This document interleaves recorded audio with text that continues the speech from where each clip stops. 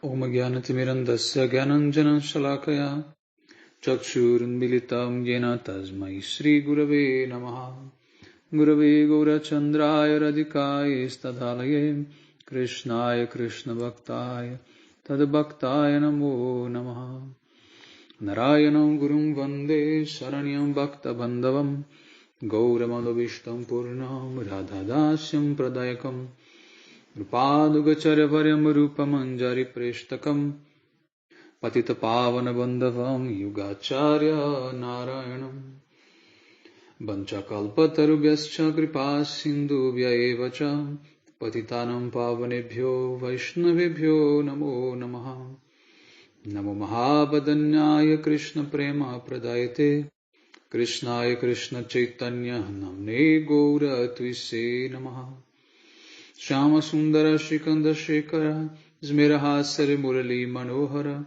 Radhikara Shikamam Kripanide Swapriya Charana Kinkarim Kuru Tapta Kanchana Gourangi Radhe Brindavaneshwari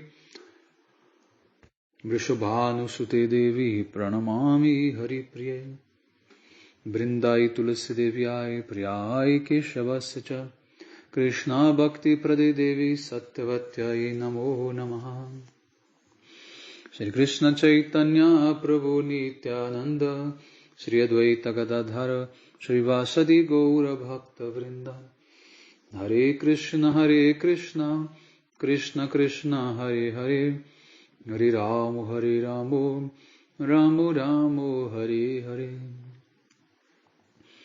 Então, primeiramente, eu gostaria de dar início oferecendo as minhas mais humildes e respeitosas reverências aos pés de lótus do meu mais amado Gurudeva, Nitya Lila Pravishta Om Vishnupada Paramahamsa Paribrajaka Acharya Ashtottara Satasya Srimad Srila Bhaktivedanta Narayana Goswami Maharaj, e também a todos os Sri Rupa Gauri Guru Varga, a todos os Tridandis Sannyasis, Brahmacharis, Vaishnavas e Vaishnavis, e a todos aqui reunidos as minhas mais respeitosas reverências. Então, pela misericórdia sem causa de Srila Gurudeva e de todos os mestres do passado, presente e do futuro, nós podemos nos reunir aqui hoje mais uma vez para então falar um pouco sobre o filme Matrix. As pessoas da nova era gostam muito, né, de usar esse termo sair da Matrix, né? Mas o que afinal de contas é Matrix e de que maneira o filme está abordando este tema, né? E todas as suas, né, diferentes contradições, tá, ali presentes. Bom, na verdade, esse filme ele é um retrato assim, perfeito do movimento New Age. Por quê? Porque ele faz exatamente aquele apanhado geral de tudo, né? Faz aquela grande mistura, né, de tudo, e por isso mesmo ele acaba se desconstruindo e se contradizendo. Tá? E ele termina de uma maneira bastante mundana, né? E bastante, vamos dizer assim, até quase que frustrante, né? Então vejam que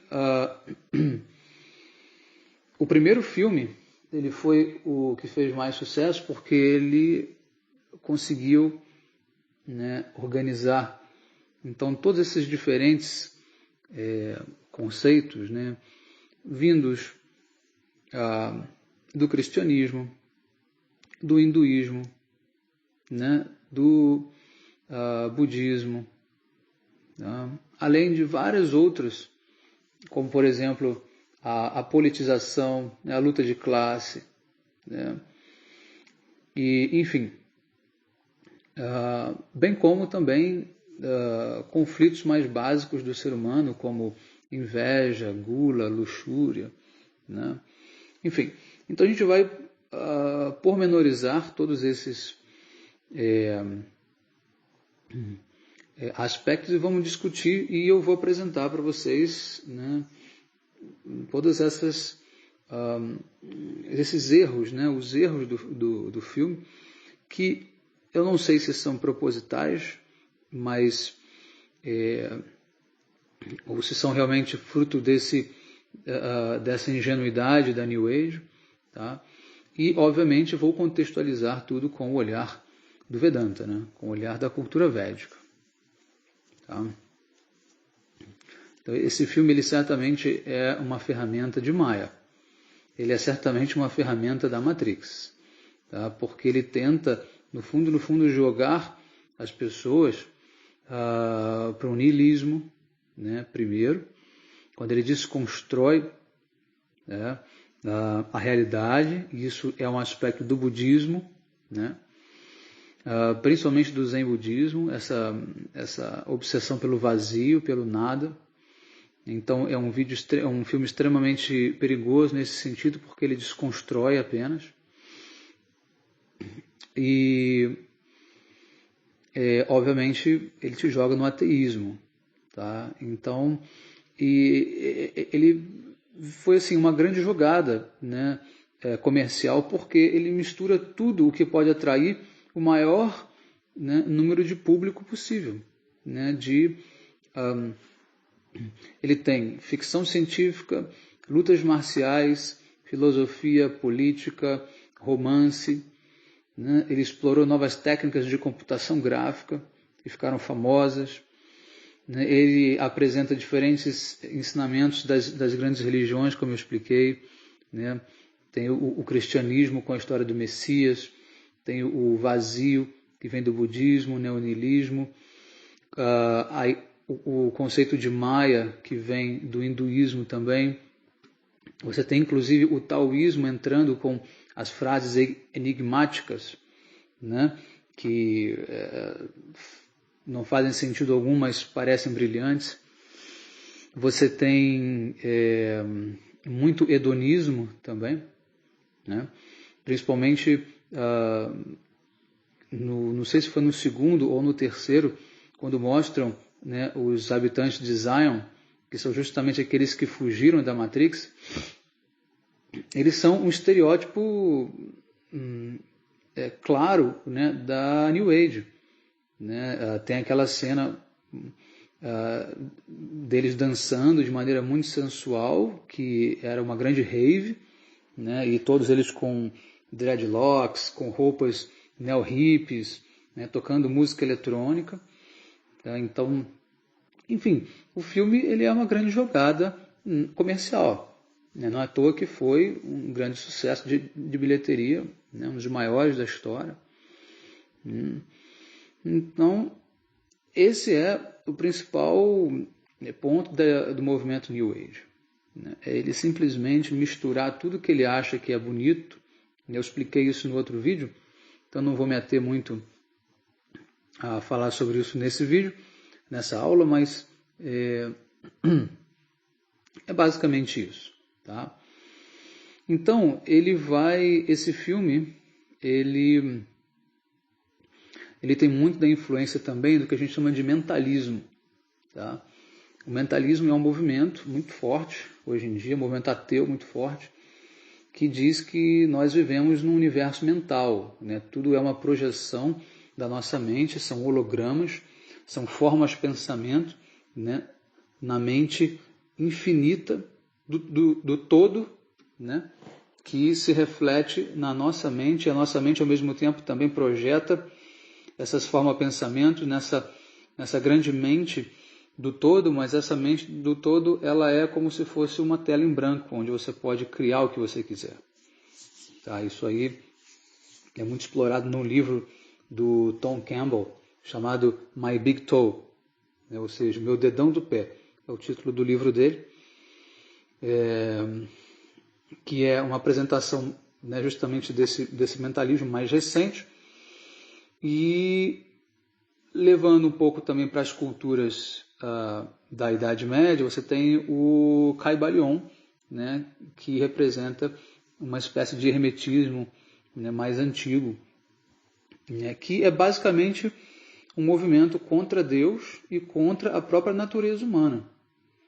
Tá? E isso chega aos extremos, né, de outros movimentos mais recentes, que são inclusive contrários à própria existência dos seres humanos aqui na Terra, como se os seres humanos fossem, né, um vírus. Você tem aquela famosa a fala do agente Smith com o Morfeu, dizendo que o ser humano era o vírus, né, aqui do planeta, enfim, que ele precisava ser destruído, porque, enfim. Então você tem essas ideias sendo colocadas ali no filme, que são extremamente demoníacas, extremamente danosas. Elas não correspondem com a realidade, né, da existência humana, com a tradição védica, né, que coloca o ser humano justamente numa posição de muita relevância, como sendo aquele corpo mais elevado que possui uma consciência capaz de compreender Deus. Então você se tornar um ser humano significa ter a oportunidade de fazer o que todos os outros animais e insetos, enfim, seres vivos não conseguem fazer, que é o que? Religião. Que é fazer, que é se questionar sobre Deus, sobre a sua própria existência. Tá? Então, o ser humano ele é o ponto mais alto dessa cadeia de evolução da consciência, tá? E deve sim ser valorizado, né? E deve ser reconhecido, né? É claro, seres humanos cometem erros, mas não significa que nós não tenhamos uma função aqui específica. Né? E a função do ser humano é justamente permitir que a alma ela tenha acesso à realidade divina. Né? Então, nascer como ser humano é o que todas as almas desejam, né? Porque toda alma deseja se encontrar com Deus. Tá? Bom, então, eles dizem lá no filme que a realidade ela é virtual. Né? Mas você dizer isso não muda nada. Se a realidade é virtual ou não é, o que importa é que a realidade ela é o que é. Né? Então veja bem, você pode reconhecer que o mundo real é algo óbvio. Né? Ou seja, você vive uma realidade que está à tua frente. Né? Só que todos os pseudo, né, filósofos e pensadores, eles tentam o quê? Recriar uma realidade, né, porque são apenas pessoas frustradas, né, consigo mesmas.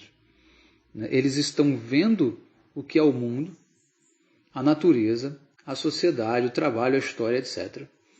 Eles estão sentindo, eles estão interagindo, eles estão sofrendo reações, né, desta relação, mas o sujeito simplesmente decide pensar, não, eu vejo e sinto tudo isso, e esta realidade, né, é também percebida por todos os demais. Isso nos une, né, numa realidade comum, mas talvez isso não exista. Isso não pode ser real. Pensando bem, o real deve ser outra coisa, né, mas que eu não posso ainda definir, mas estou certo de que ele existe. É o famoso escapista.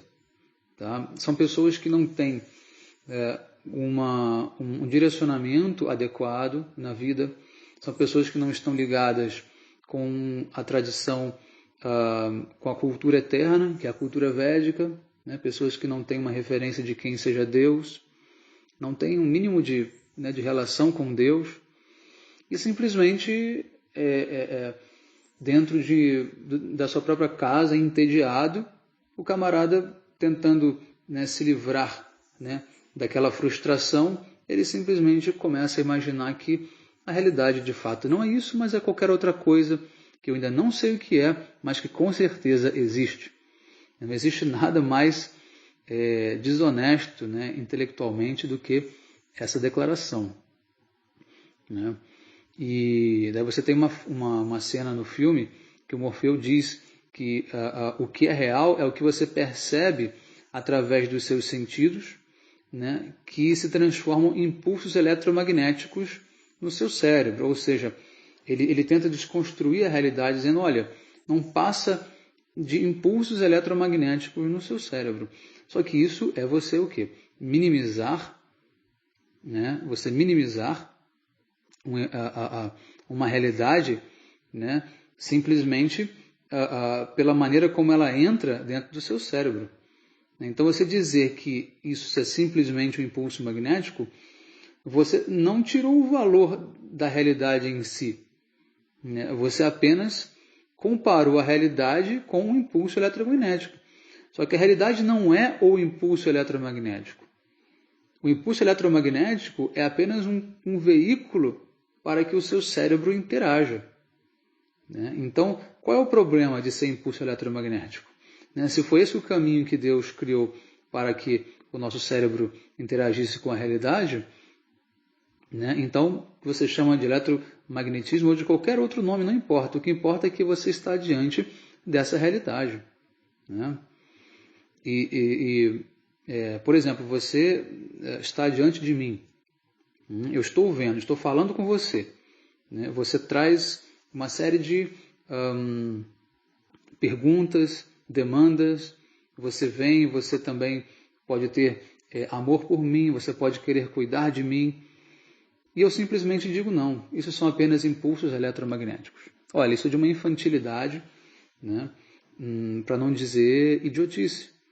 Tá? Então, não importa o nome que você vai dar. Tá? Então, o que o filme faz o tempo todo é desconstruir a realidade. Por quê?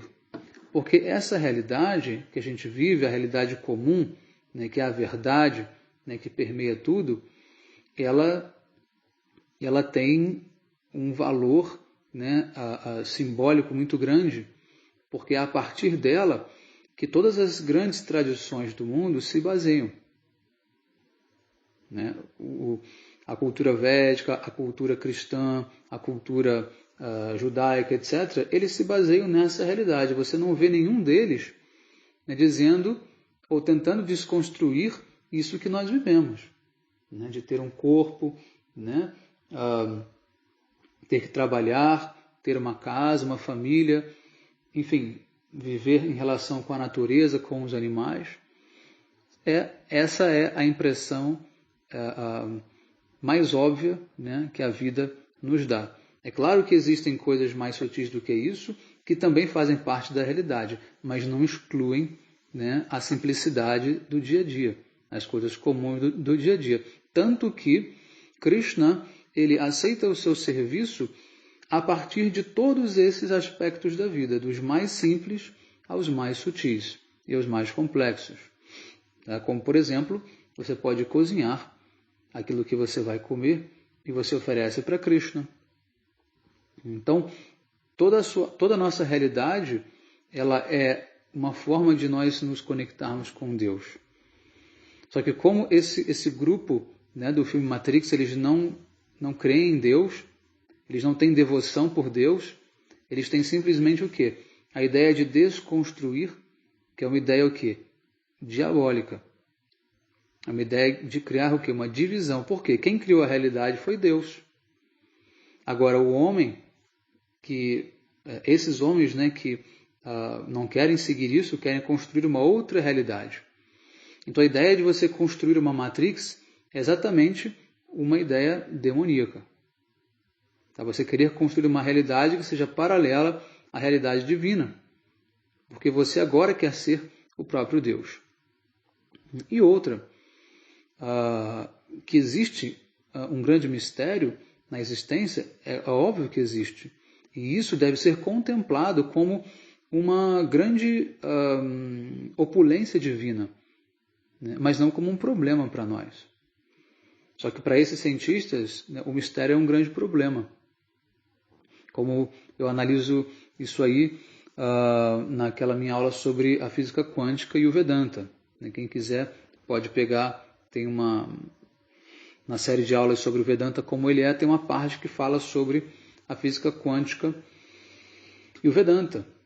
né? Ou seja, os físicos quânticos analisam a realidade subatômica, né, e transferem aquelas relações para o todo. E quando eles não entendem aquelas interações, eles dizem que o todo também não faz sentido. Por quê? Porque estão presos a um conceito que foi erroneamente apresentado por Shankaracharya, numa falsa interpretação dos Upanishads, de que a parte é igual ao todo. A parte representa o todo, né? O que não faz qualquer sentido.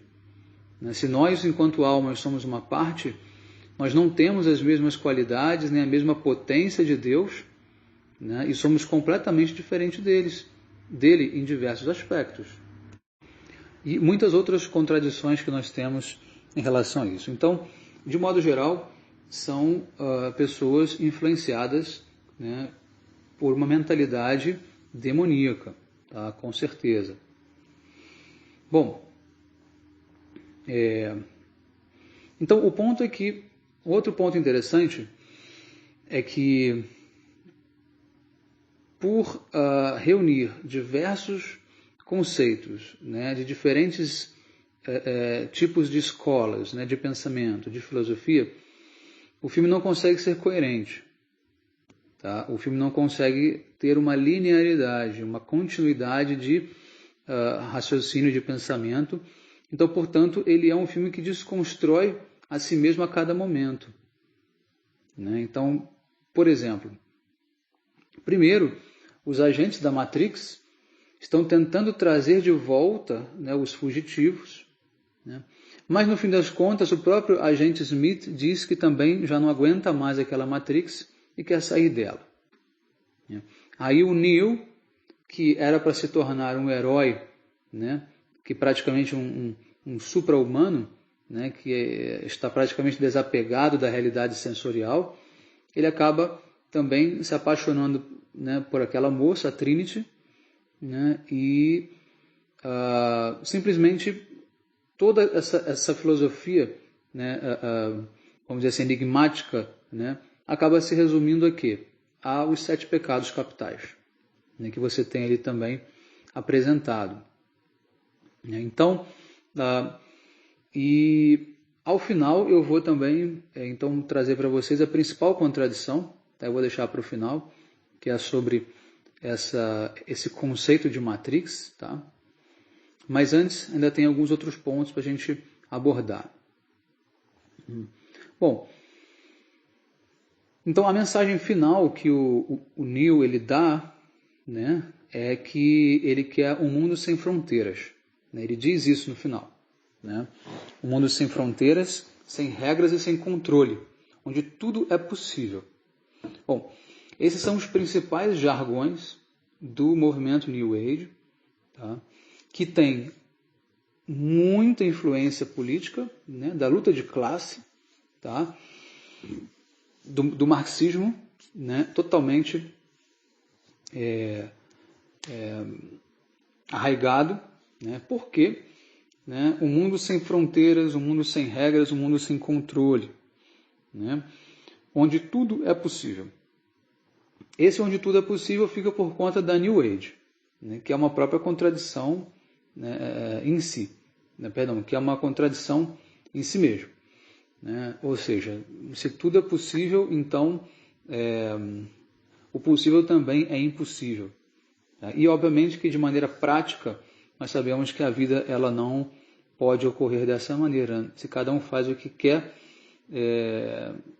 né, indiscriminadamente, você invade o espaço alheio, você pode desrespeitar, você pode cometer crimes, você pode usurpar a propriedade alheia, você pode, enfim, cometer diversos crimes, né, em nome de uma lei, né, de liberdade plena. Né? Então, essa ideia de, né, tudo é possível é uma grande besteira, isso não existe. Né? E sem fronteiras, né? O que esse sem fronteiras representa? Representa o governo mundial, o globalismo, que é o quê? Você destruir com os pilares das nações. Tá? O que essas nações elas representam? Né? As nações elas representam um sentido de identidade cultural, né, que está diretamente relacionada com a cultura eterna, que é a cultura védica. Porque todas as culturas que são pilares, elas estão automaticamente ligadas à cultura védica. Tá? Então tem por trás dessa destruição da cultura, né, a destruição da tradição, que ao mesmo tempo é a destruição do caminho de volta para Deus. Porque a tradição nada mais é do que um caminho para se conhecer Deus.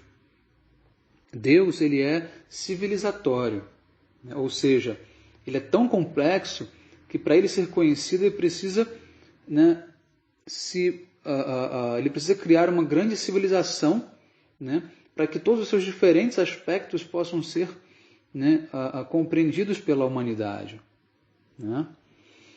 E o outro ponto, que é o sem regras e sem controle, que prega uma anarquia total, que é uma grande utopia, porque nós precisamos de regras, né? E nós sabemos que o ser humano ele não é um ser bom por natureza. Tá? Então, o mundo sem regras é simplesmente um caos, né? Um mundo impossível de se viver. Porque o ser humano precisa de regras para justamente sublimar o seu aspecto mundano, né, e torná-lo divino. Né? Não torná-lo Deus, mas torná-lo divino, ou seja, torná-lo à imagem, né, à semelhança de Deus. Né? A imagem de Deus significa que ele tem um corpo, né, que o corpo humano é igual ao corpo de Deus. Deus também tem uma figura como a do humano. Não significa que o Deus seja humano. Né? E a semelhança significa o quê? Qualidades. Né? Só que numa quantidade diminuta, né, enquanto Deus tem essas qualidades, né, na sua potência máxima. Tá? Então, o ser humano ele não é bom por natureza, e a sociedade o corrompe, né, como é o discurso, né, revolucionário da esquerda. Ao contrário, a cultura ela tende a tornar o homem um ser nobre, um ser divino, né, um ser sublimado, um ser que consegue dominar os seus instintos animais, o seu contato com o mundo animal, que é acasalar, se proteger, dormir e comer. Né? A parte disso, há diversos outros sentimentos, como ira, inveja, gula, cobiça, enfim, né? E principalmente o ateísmo. Né? Então, o ser humano ele é livre para agir ao mesmo tempo em que ele cria o seu próprio karma. Né? E ele também tem pensamentos e ações negativas. Né? O ser humano não é um ser perfeito por natureza que pode viver num mundo onde não há regras. O mundo onde não há regras é o mundo transcendental. Mas ainda assim, de que regras estamos falando? Né? No mundo transcendental, onde Deus vive e faz os seus passatempos, lá também existem regras. São regras de quê? Regras de comportamento favorável para o serviço de Deus. Você não serve Deus da maneira como você quer, tem uma forma de servi-lo. Então não é que por eu ter amor espontâneo por Deus, eu faço o que eu quero para Ele. Não. Por quê? Porque tem a forma que o satisfaz, né, da maneira correta. Então essas regras existem tanto aqui quanto no mundo transcendental também.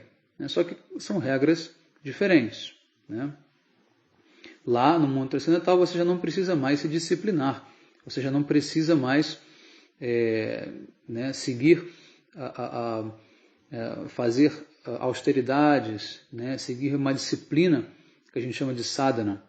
Uma vez, né, perfeito, você agora tem um outro nível de regras que são a forma que você vai conviver com Deus no mundo transcendental. Né? Então, o ser humano ele precisa ser educado. Né? O ser humano ele não é como um animal que traz em si o seu instinto, que confere a ele a capacidade, por exemplo, de criar um ninho, né? Sem nunca ter ido fazer uma escola técnica para isso. Então, isso já está, né, no animal. né? Quando o passarinho fez o ninho, né, ele não precisou de ninguém para ensiná-lo. Aquele conhecimento ele vem, né, ele vem de dentro. O ser humano não é assim. O ser humano ele não é assim. Se você deixa o ser humano no meio dos lobos, ele vai crescer como lobo. Isso já foi mais do que provado. Se você deixa os seres humanos numa má associação, numa sociedade libertina, numa sociedade sem regras, ele vai crescer, né, totalmente esclerosado, né, totalmente esquizofrênico, perdão, não é esclerosado, esquizofrênico. Por quê? Porque isso cria um distúrbio, né? A mente humana ela foi feita para ser disciplinada, ela precisa da disciplina. A disciplina ela ajuda o desenvolver da mente, correto? Então, dessa maneira, nós temos, né, esse aspecto, né, da destruição da cultura, da destruição da tradição, né, da cultura eterna, que é a cultura védica, né, para o quê? Para se instaurar, né, uma cultura de caos, uma cultura de luxúria, uma cultura de depravação, uma cultura ateísta, que ela é inclusive autodestrutiva, ela não se sustenta, Então tudo que os demônios querem é destruir os pilares do Dharma, né, da cultura eterna, para que eles possam, né, livremente fazer tudo de errado que eles quiserem, só que eles sempre, né, serão um mal para eles mesmos, né? Eles não prosperam dentro daquela maldade deles, né? Bom,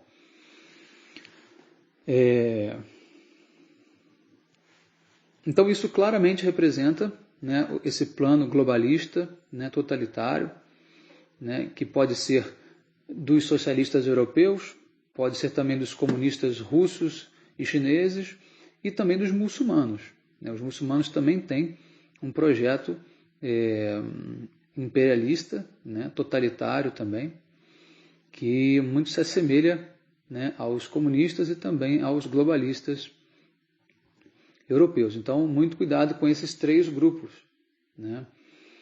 E principalmente porque o filme, né, ele termina com uma música do Rage Against the Machine, que é declaradamente um grupo contra, né, a tradição, contra o capitalismo, né? E há claramente um discurso de esquerda no filme da Matrix, né, que incita a população a se rebelar contra os pilares do conservadorismo, né? Mas, na verdade, quem controla e quem escraviza as pessoas não são os conservadores da direita, mas sim os revolucionários de esquerda, que acabam criando o problema e depois oferecendo a solução, né? Esse mundo sem fronteiras é nada mais do que a internacional socialista, né? Um outro nome para o globalismo. Tá? Quer um outro exemplo disso? A pílula que liberta o Neo do sistema da Matrix, ela é vermelha, que é a cor dos comunistas. E a pílula azul é a que mantém ele na Matrix, né? Ou seja, a cor azul dos conservadores. Então, veja bem, agora é um ponto bem importante, né? Se a Matrix representa o aspecto dos conservadores, ou seja, pilares da cultura eterna védica, né, que tem reflexos e traços na civilização judaico-cristã também, tá? Se a Matrix representa isso, então para o conservador a Matrix é algo positivo e não representa nenhuma ameaça, tá? Ou seja, quem é um conservador, né, ele não quer deixar de ser, né, um conservador. Ele jamais se rebelaria como o Neo. Ou seja, o Neo tem uma tendência de esquerda, correto? Então, se o Neo já era de esquerda, né, e a própria Matrix provou não ser um obstáculo para a escolha deles, né, dele, né, pois no mundo liberal você não pode ser quem você quiser, perdão, você pode ser quem você quiser, né, ou seja, se a administração do mundo está nas mãos dos conservadores, nos costumes, né, e liberais na economia, por exemplo, que não é verdade, mas pelo menos nos Estados Unidos você tem, né, de modo geral isso, ninguém obriga, né, ninguém a viver como um conservador, porque as liberdades individuais estão preservadas. Um conservador, ele tem respeito profundo pelas liberdades individuais, né? Ele não é um imperialista. A gente cresceu ouvindo que os Estados Unidos são uma nação imperialista. Mentira. A nação imperialista é a nação soviética, né? São os comunistas, eles são imperialistas. Eles vão invadindo, né? E vão escravizando e vão matando. Né? Foram os principais, né, genocidas da história, os maiores genocidas da história. Né? E o que né, a nação norte-americana, enquanto um todo, né? Porque ela foi também, né, infiltrada, tem muito comunista no meio também, né? Os democratas, o próprio Obama, né? Enfim, mas o fato é que se essa Matrix fosse de fato, né, então, se esse sistema, né, político, né, social fosse, né, dominado pelos conservadores, ora, não haveria por que o Neo se revoltar. Por quê?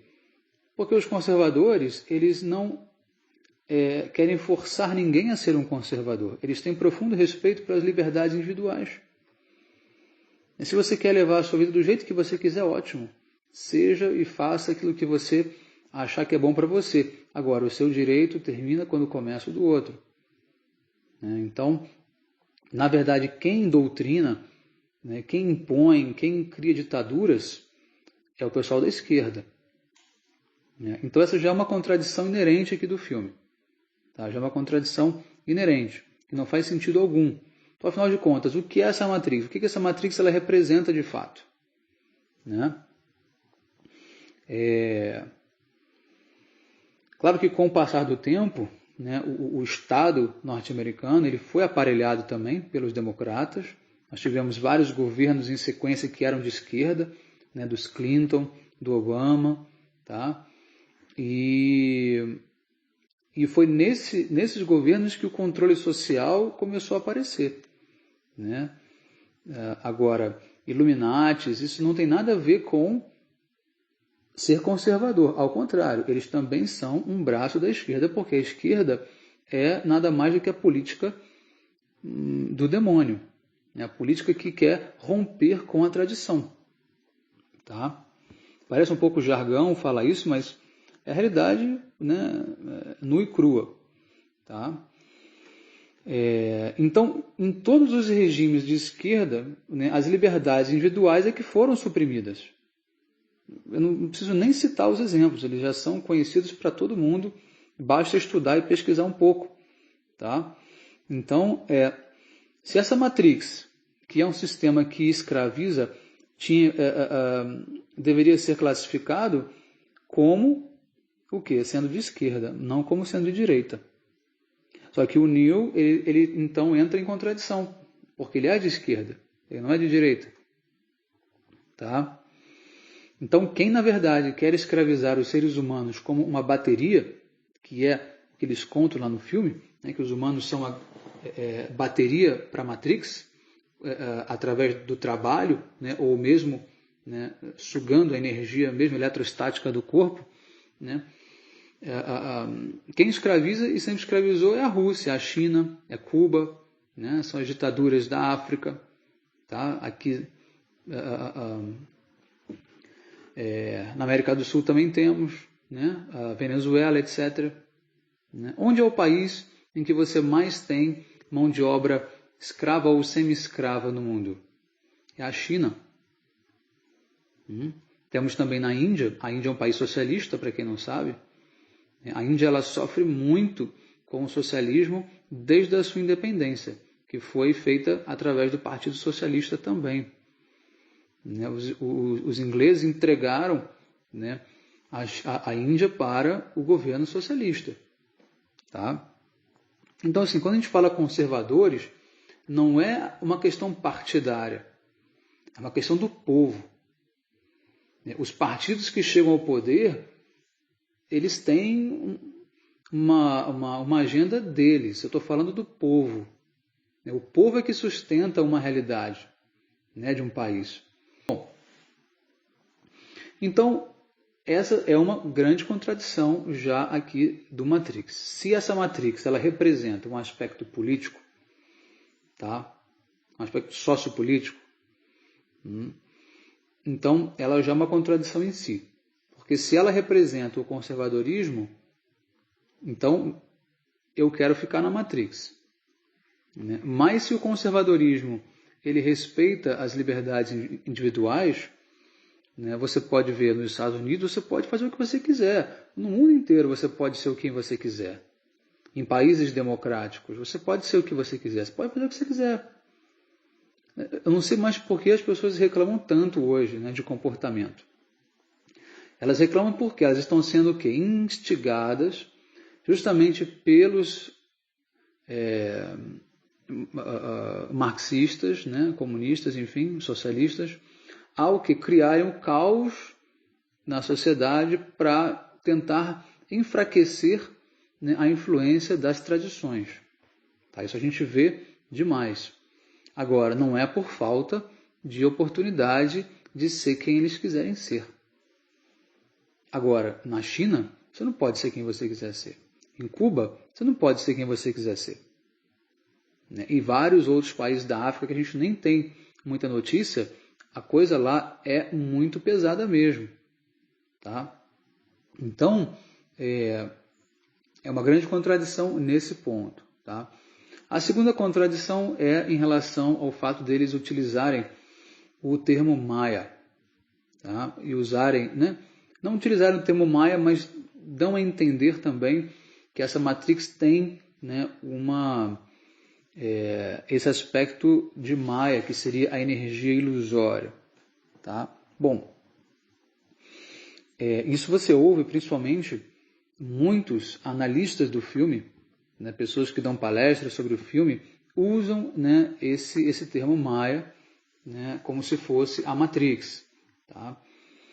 E uma outra coisa que também é muito assim, óbvia do filme é a comparação com a caverna de Platão. Né?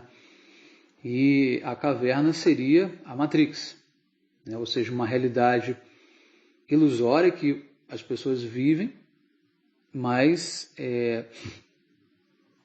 e elas que é apenas, na verdade, um reflexo, né, ou uma sombra da realidade original, tá, que está do lado de fora. Tá? Só que esse do lado de fora, ele também é um mundo material, né, que também tem Maia. Ou seja, se a metáfora fosse que dentro da caverna você tem um mundo material, onde você vive uma realidade que é a sombra do mundo de fora, e o mundo de fora é o mundo transcendental e a morada divina, aí faria sentido.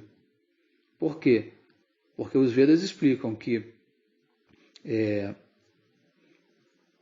a morada de Deus, né, ela não tem maia, né, ela não tem ilusão, né, ela é perfeita. E o mundo material, o universo material, onde tem maia, é apenas o quê? Uma sombra, um reflexo pervertido, né, desse mundo transcendental. Tá? Só que quando, né, essa alegoria de Platão utiliza esse termo Maia, ele já não se aplica da mesma forma que se aplica no hinduísmo, né, ou no Vaishnavismo. Por quê? Porque não é do mundo material para o mundo material. É do mundo material para o mundo transcendental. Tá? Então, esse é um outro ponto importante. Tá? E o filme mostrando, então, essa discrepância, né, entre a realidade política e, ao mesmo tempo, a realidade existencial, né, porque ali eles têm vários questionamentos existenciais também, né, tudo se resume, na verdade, né, numa disputa política. É um grupo querendo fugir do domínio do outro. Não é mais o domínio de Maia.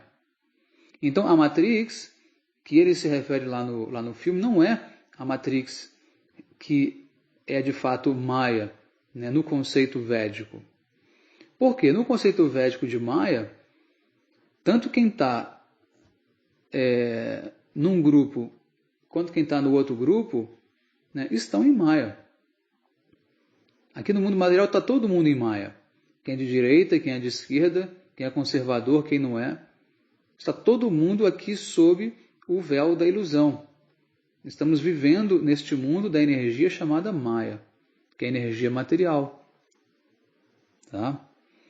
Então vocês vejam como eles vão mudando esse conceito da Matrix. Eles mesmos não têm uma ideia fixa e não apresentam uma explicação clara do que é a Matrix. Então eles vão oscilando entre o que seria a ilusão de Maya, né, uma coisa mais existencial, né, com o que seria uma dominação de um sistema político. E isso é um impasse, né, pois as duas esferas não são, né, coexistentes. Elas são duas realidades totalmente diferentes. Correto? Então,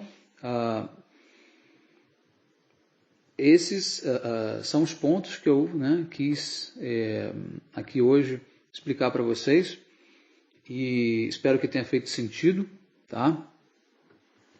E vamos continuar com as aulas sobre a New Age. Ainda tem mais uma aula para fazer sobre a New Age. E, bom, espero que tenha sido de alguma valia para vocês. Deixem os seus comentários. Se quiserem fazer qualquer crítica positiva ou negativa, ou complementar com alguma coisa, tá bom? E se ficou alguma coisa mal explicada também, podem perguntar, tá certo? E não se deixem levar por esses movimentos, por essas práticas New Age, porque elas são extremamente demoníacas. Tá? As pessoas podem estar ali buscando... Tem um lado da New Age, né, que é um lado, vamos dizer assim, positivo, né, onde as pessoas buscam, né, viver melhor, estar melhor, a cura, né, a cura disso, a cura daquilo, tentar a cura da alma, né, como se a alma precisasse de cura. A alma já é perfeita, a alma já é Satitananda. E eles dizem a cura da alma. Eu já recebi uma vez um cartão de visita de uma terapeuta quântica, né, terapeuta quântica, onde estava escrito a cura da alma. Eu falei, poxa, isso aqui isso aqui está errado. Você não pode dizer a cura da alma. A alma não precisa de curar. A alma já é perfeita. A alma é feita à imagem e semelhança de Deus. Né? A alma ela só está esperando para ser despertada. Né? Enfim, esse tema da alma também é um tema que eu pretendo abordar em breve também, numa outra aula. Tá? Dizer tudo sobre a natureza da alma, o que é a alma, de onde ela vem, né? Como ela se comporta, por que ela está no mundo material, de que maneira ela está dentro do corpo. Enfim, são várias informações importantes que os Vedas apresentam para nós de maneira impecável. Tá? Então, voltando a esse comentário, tem um lado, né, que parece positivo da New Age, são pessoas que querem amar o próximo, amar o mundo, né, curar o mundo, enfim. Só que isso, né, tem por trás valores e conceitos que, na verdade, são contra a própria harmonia, né, do ser humano.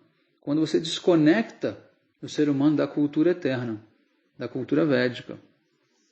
Quando você desconecta o ser humano de poder conhecer Deus, de poder conhecer a verdade, né, e entender que a verdade ela é por si e para si, independente de nós, né, e não simplesmente uma subjetividade como querem muitos deles. Né? O famoso deixa fluir, né? O famoso